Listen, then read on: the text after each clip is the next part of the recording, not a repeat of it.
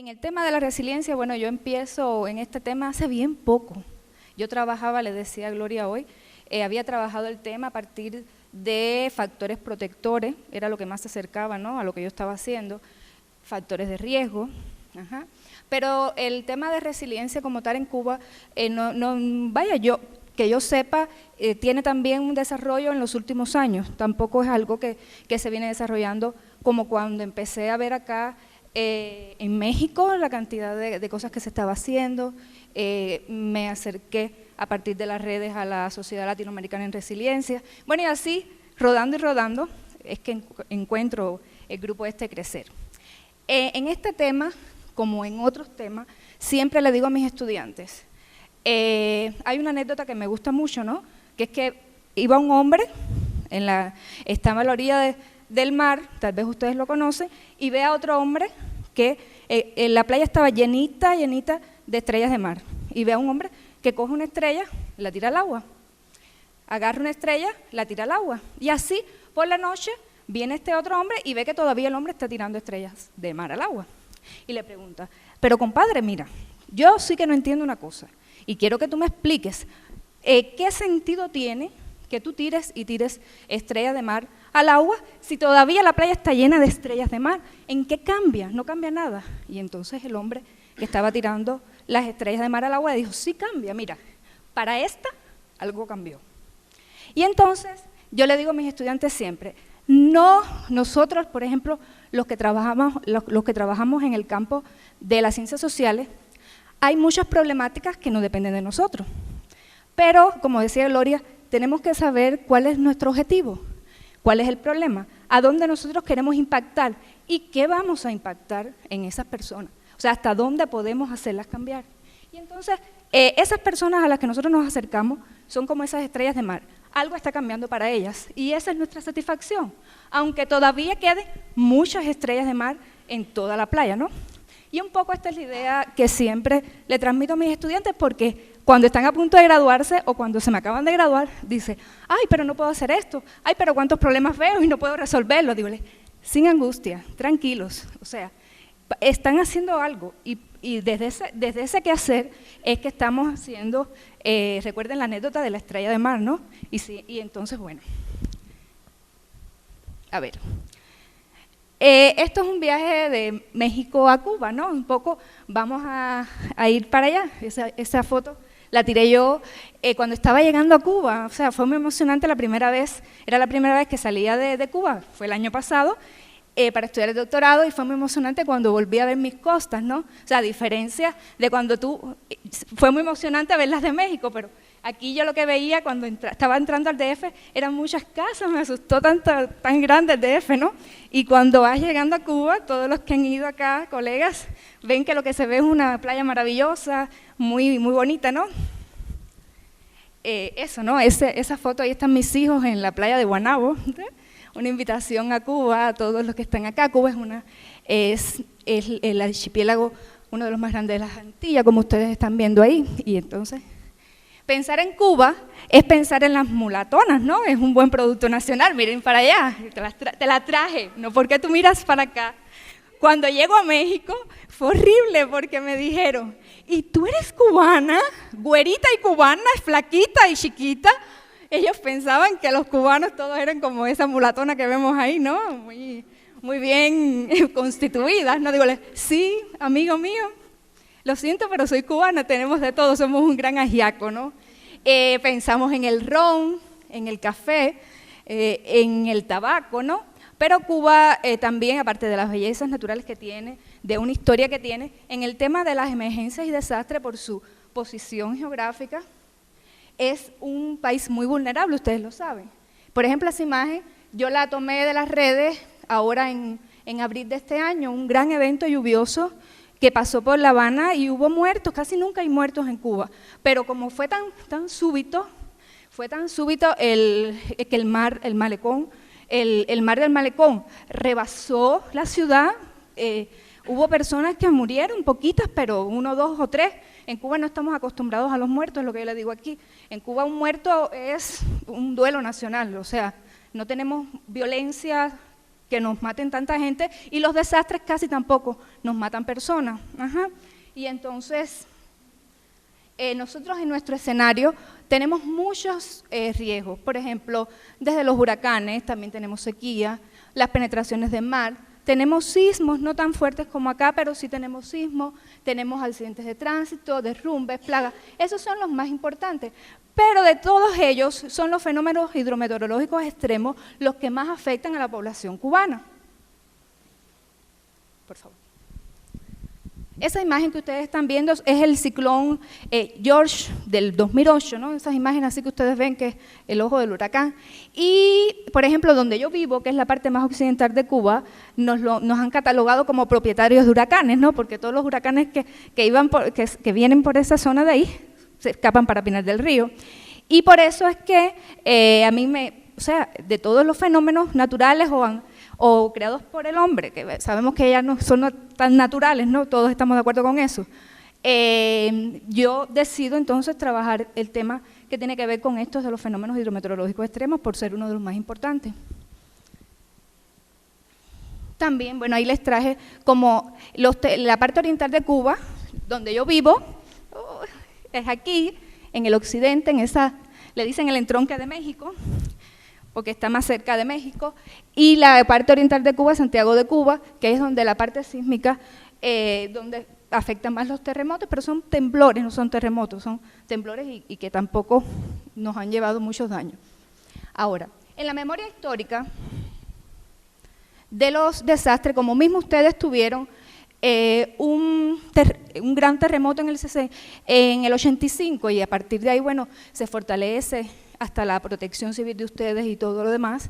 Nosotros tuvimos también un gran desastre, que fue el ciclón en Santa Cruz del Sur, no, el otro, por favor, que es el Flora.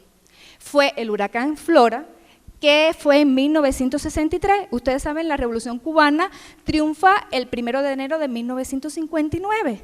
Nada más había pasado 4 años en los que aquello era un desastre, ¿no? Muchos científicos se fueron para Estados Unidos, la revolución todavía estaba tratando de entrar en el poder, y entonces teníamos de fortaleza nada más que teníamos al Che Guevara con nosotros, teníamos a Fidel Castro y teníamos otros líderes, cada cual con su ideología, no digo que no, pero bueno, eran líderes, como quiera que sea, que aglutinaban al pueblo, ¿no? Esa era la única fortaleza que teníamos.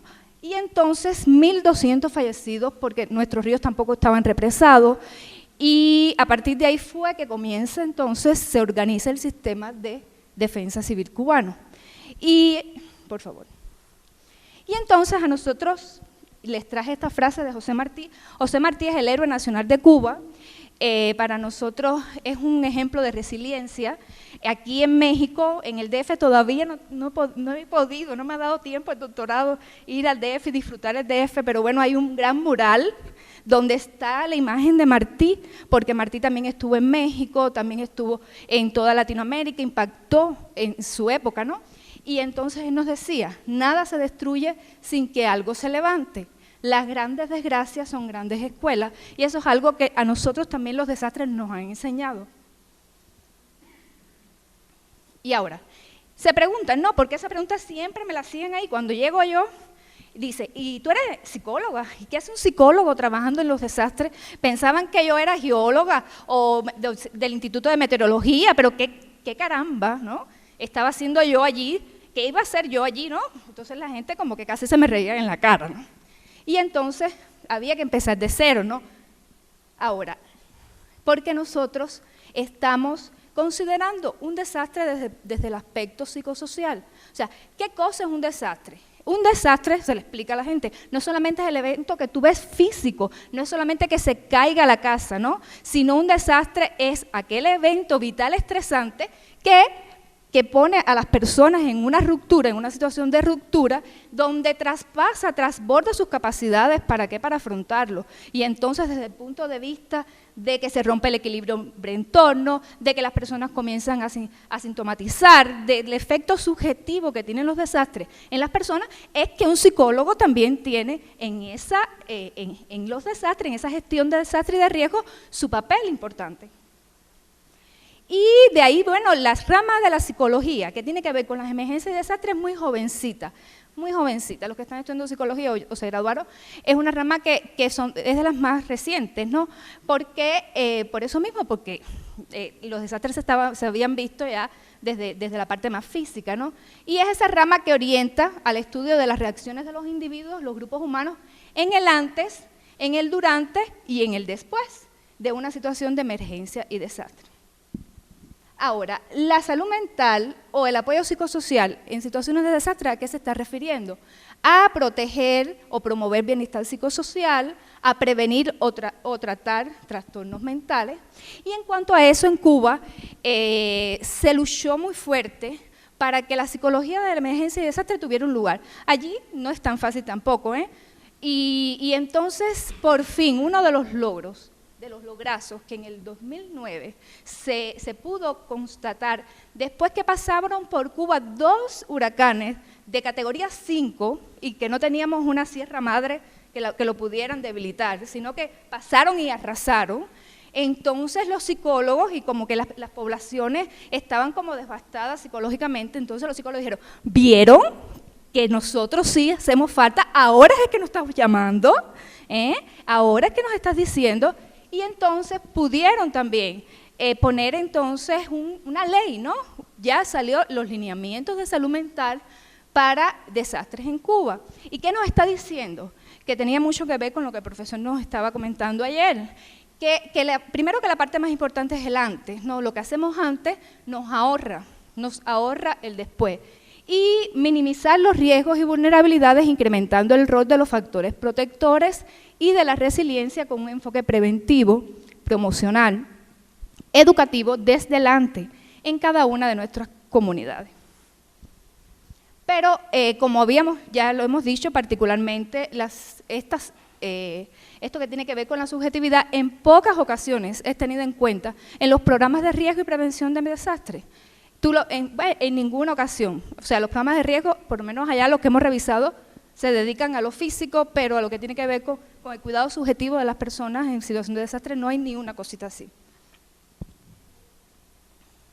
Entonces, después de ese devastador huracán del 2008 que pasa por Cuba, un grupo de psicólogas y psicólogos, sociólogos, nos reunimos en Pinar del Río porque fue el territorio donde pasó el Gustal y el Ai, el 30 de agosto y el 9 de septiembre, imagínense qué poquitos días entre uno y otro, nos reunimos y surge la idea, ¿no?, de hacer un curso, de ver cómo los psicólogos habían afrontado esta situación con los pobladores. Por ejemplo, había una de las anécdotas así más impactantes, era una que nos decía una psiquiatra, que cuando fue a una comunidad a evaluar, ¿no?, lo que había pasado con las personas de la comunidad, una niña decía que a ella lo que menos le estaba gustando es que por la noche podía ver las estrellas porque su techo era de cristal.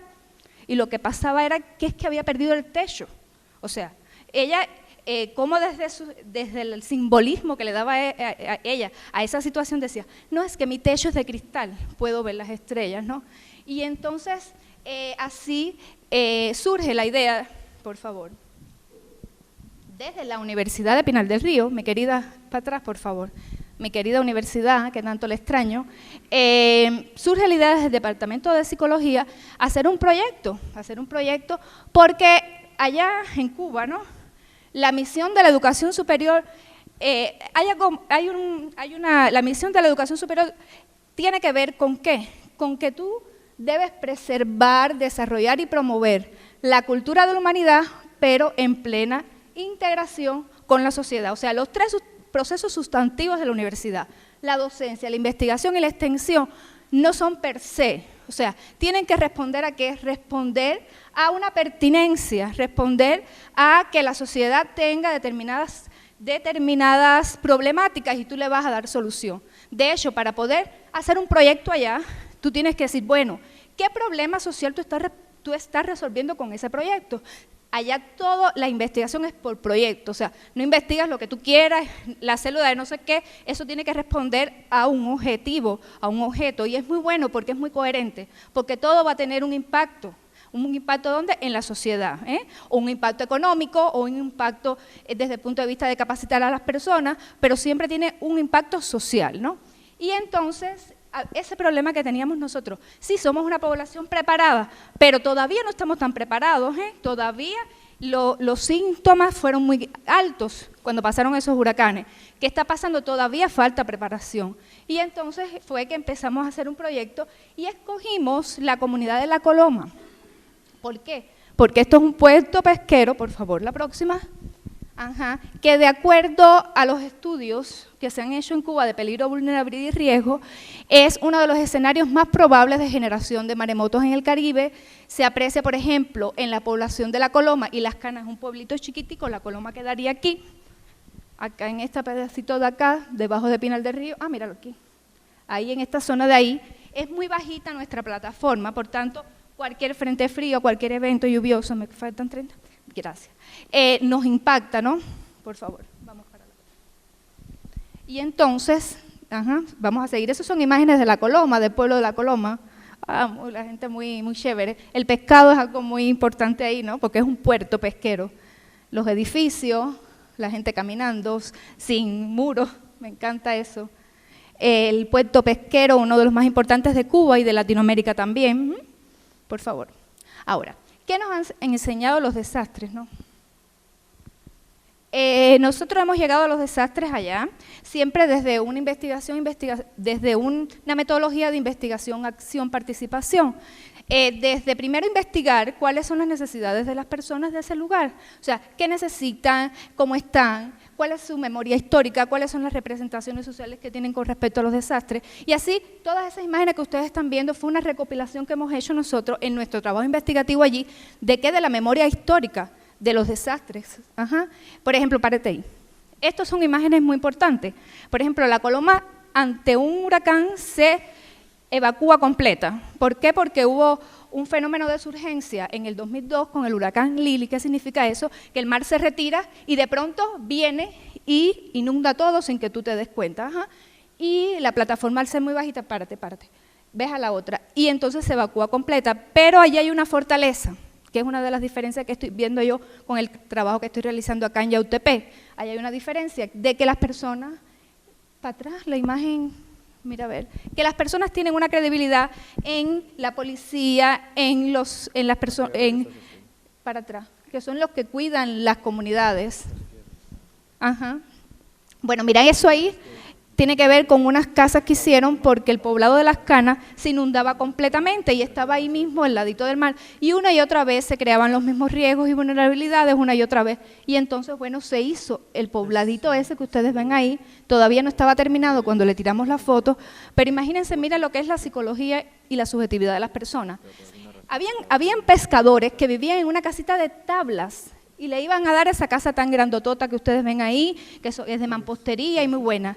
Y habían pescadores que, por favor, habían pescadores que no querían mudarse para esas casas. Y Protección Civil y el gobierno no entendía, está loca esta gente, como no quieren ir para ahí. Pero no entendían porque no le preguntaban a la gente. O sea, no quiero, no sé qué, pero ¿cómo no quiere?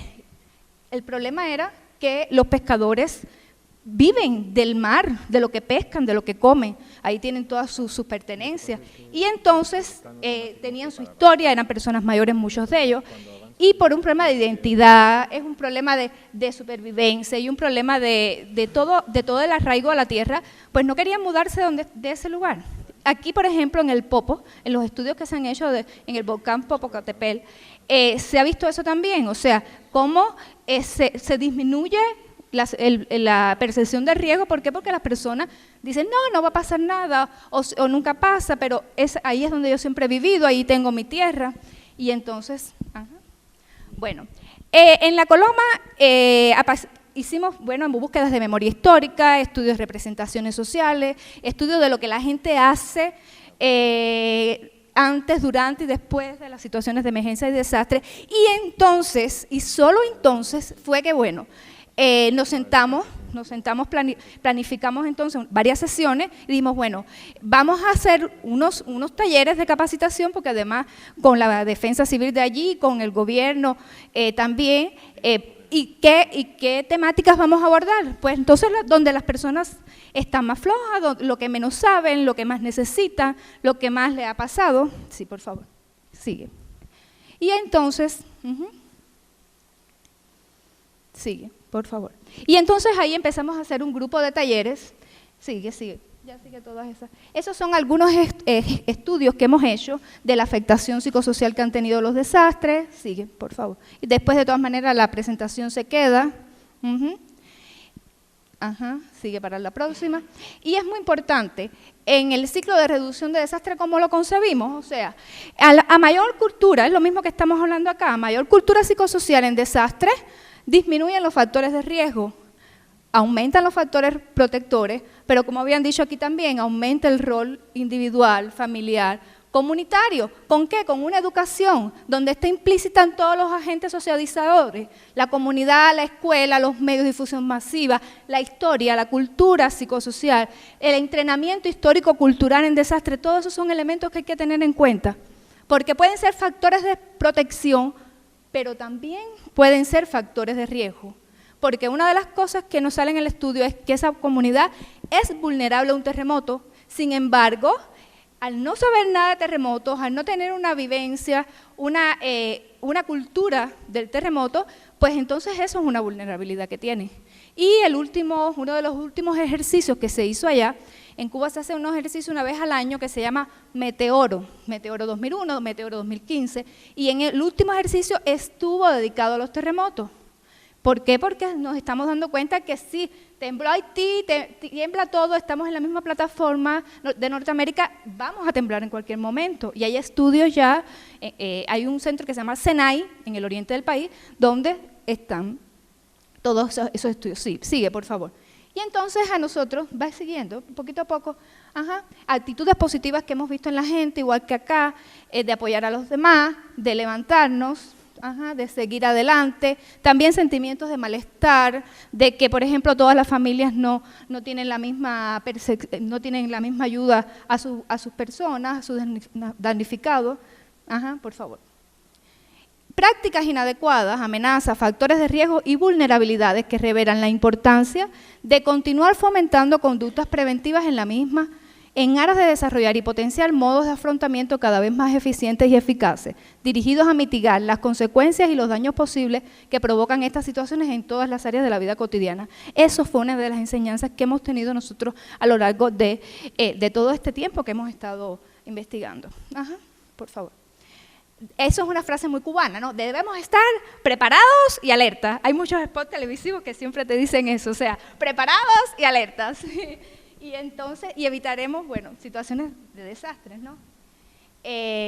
Por favor, sí. ¿Y cómo estamos entendiendo nosotros la resiliencia comunitaria después que llegamos a ese conceptote? Bueno, ese concepto nos gustó del Instituto Nacional de Estadística. Es la capacidad de resistir a o de resurgir de. La resiliencia de una comunidad se determina por el grado en que esa comunidad cuenta con los recursos necesarios y es capaz de organizarse. Pero ahora estamos trabajando la resiliencia desde la concepción de Néstor Suárez Ojeda. O sea, es un concepto muy latinoamericano que nace de eso mismo, de que en una investigación se han dado cuenta de que hay comunidades que sí salen adelante y otras no. Y ahora estamos estudiando estos pilares de resiliencia, no solamente estos, o sea, estamos viendo cómo estos pilares se están poniendo de manifiesto en las comunidades que estamos trabajando, pero hemos encontrado otras cosas, ¿no?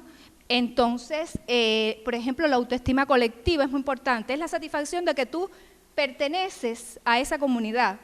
La identidad cultural, las costumbres, valores, giros idiomáticos, danzas, canciones, esos son factores resilientes y pilares. El humor social, ese humor que tienen como le dicen aquí los mexicanos, el sarcasmo, ¿no?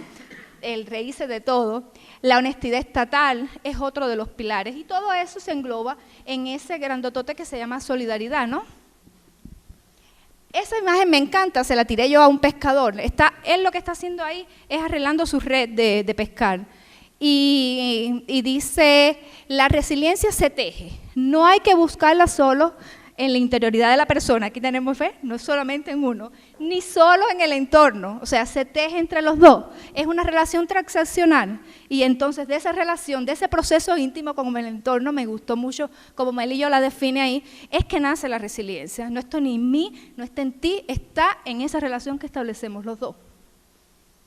Y entonces en este gran programote del ciclo vital de los desastres, del antes, durante y después, como ya ayer magistralmente nos lo estaba explicando Freddy, la etapa preventiva es fundamental, o sea, es la prevención, lo que después en el después tenemos menos intervención en crisis, menos apoyo psicológico, menos rehabilitación y menos readaptación psicosocial, menos impacto de estrés postraumático, agudo, crónico o lo que sea. Y bueno, vamos para las imágenes. Sigue, por favor. Ajá, sigue. Y bueno, ahí, bueno, los talleres que hemos hecho en la comunidad, sigue pasando, donde un poco tratamos de tejer la resiliencia entre todos, de valorar qué tenemos sobre todo, ¿no? Qué cosas positivas tenemos. Ajá, sigue, por favor. Sigue, ajá. Con una es importante, ahí lo puse grandotote, participación intersectorial y me faltó multidisciplinaria. Eso nos falta en Cuba y aquí también nos falta. O sea, nos faltan los equipos multidisciplinarios para abordar un fenómeno que es multidisciplinario, que es plurideterminado. O sea, nosotros solitos no podemos, un psicólogo solito no puede. Entonces, eso todavía nos falta, ¿no? Y es un déficit. Ajá, ahí cuando íbamos para los talleres. Sigue. Un círculo infantil en Cuba es como decir, al final les traigo un videito que dura 1 minuto nada más, como decir aquí un jardín, ¿no? Antes de primaria. Sigue, por favor. Y entonces nuestro Martín nos decía, ¿no? Ese es el grupo de mis hijos, espérate un momento. Nuestro Martín nos decía, al anterior, que me encanta esa frase y tiene mucho que ver con este congreso, para los niños trabajamos, porque son los niños, son los que saben querer, porque los niños son la esperanza del mundo, nos decía nuestro Martín, ¿no? Y entonces, ¿por qué? Porque los niños y las niñas son los de mañana, o sea, son los hombres y mujeres de mañana. Y nuestros niños ahí le hacen como un homenaje a Martí, se disfrazan y el día de su natalicio. Sigue, por favor. Ajá, sigue. Y entonces llegamos acá, a Yautepec, en 2 minutos ya termino. Sigue. Yautepec, para los que no lo conocen, queda en el estado es un municipio del estado de Morelos. Y todas esas imágenes son reales, las hemos recopilado también de la memoria histórica de esta población. Y ahí, bueno, dimos hace poco, por eso no pudimos participar allá en México, que queríamos participar en el Congreso de Resiliencia y no nos fue posible, dimos un curso taller. Igual, ¿nació de qué? Del contacto con la comunidad. Empezamos por donde la comunidad nos abre las puertas, o sea, el que trabaja en comunitaria sabe que la comunidad te abre las puertas si tú le resuelves una necesidad a la comunidad. Y por ahí tienes que entrarle. No es por donde tú quieras, ni hacer lo que tú quieras, ni lo que a ti se te ocurrió. Ajá. Y entonces allí Protección Civil nos dijo que ellos nunca habían trabajado el tema del aspecto psicosociales, que muchos eran técnicos, casi no habían profesionales, y entonces, bueno, dimos ese curso de taller. Sigue, ya estos son imágenes de todo lo que viene. De las cosas que estuvimos trabajando en el mes de noviembre en Yautepec. Y eso fue muy interesante, el árbol ese. Le llamamos baobab, un árbol de resiliencia. Hay una casita y nosotros, bueno, quisimos hacer un árbol porque nos gustan los árboles, ¿no? Y entonces fue muy interesante. Miren, se les dijo a ellos, en las raíces vamos a poner lo más fuerte que tiene nuestra comunidad.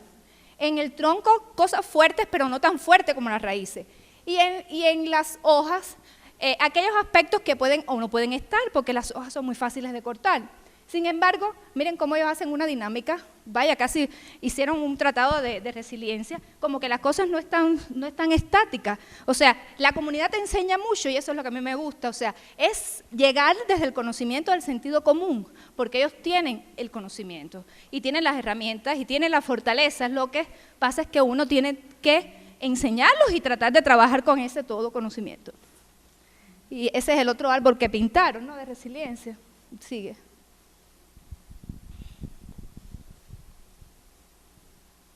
Ajá. Y entonces ya son las imágenes de las cosas que hemos estado haciendo, que llegamos ahí, a ese lugar, Vamos a estar trabajando con el favor de Dios durante 3 años, lo que ya ahí pusimos nuestros deseos también, los colgamos en esa puerta. A mí me gusta mucho, ese es mi hijo Ricky, el más pequeño, ¿no? Cuando todavía no sabía caminar. Eso fue para tirarle la foto del año. En Cuba, igual que aquí, yo no sé si aquí, eso no lo he preguntado, que el año para nosotros es muy importante. Y le pones trajecito y no sé qué, el pobre muchacho no se puede ni parar. Y uno dice, ay, qué bobería, pero cae en la misma bobería de todo el mundo. Y entonces quisimos hacerle la foto del año, que el muchacho no se paraba, pero bueno. Y me gusta mucho eso, ¿no? Esa frase de ese poemita, ¿no? De la utopía. O sea, ¿para qué sirve la utopía, no? Si yo me doy un paso y la utopía se aleja, doy otro y se aleja, doy otro y se aleja. Para eso mismo, o sea, la utopía, los sueños, las cosas que nosotros queremos, las metas, en palabras más, desde el aquí y el ahora, sirve para eso, para caminar, para que camines, para que trates de llegar a buscar el sueño, ¿no? A buscar las metas. Ajá. Eso fue lo que nos llegó aquí, ¿no? Y eso me encanta, eso es un grupo que se llama Vulcanos, es de la comunidad de Yautepec. Es que la comunidad tiene muchas fortalezas que a veces uno no las sabe aprovechar y para ellos llegan a la familiaridad crítica, o sea, como que están ahí, ahorita ni las ven, ¿no? Pero uno que viene de afuera, es la riqueza de las cosas del observador que viene así de afuera, las ve, o sea, dice, y tú no te... Al principio, cuando empezamos el curso, tenía una cantidad de debilidades y está mal que lo diga, estaban jodidos, no sé, muy por el piso. No, que los mexicanos no quieren trabajar, no que esto, no que lo otro. Pero cuando terminamos el curso, se dan cuenta de eso, de cuántas fortalezas tiene. Y me decía, la familia, las fiestas populares, el humor, todo eso. Y ustedes vieron el árbol no le faltaba un pedacito más para que estuviera lleno de fortaleza. Ese árbol es todo de fortaleza, no es nada de que no me pongas una debilidad. Las debilidades las vamos a ver en otro momento, pero aquí vamos a ver cuáles son nuestras fortalezas. Y esa imagen es una de las muchachitas que está en el curso de los vulcanos, que ellos los enseñan también. Hay cosas de protección civil y eso, y entonces yo la vi en Facebook y pedí la autorización, y es eso, ¿no? O sea, la resiliencia es eso, es saltar, no quedarte en el lugar, sino saltar para adelante, ¿no? Es un pasito para adelante, así yo la veo. Y se acabó, y lo que no significa que se acabó, ¿eh? Estamos empezando.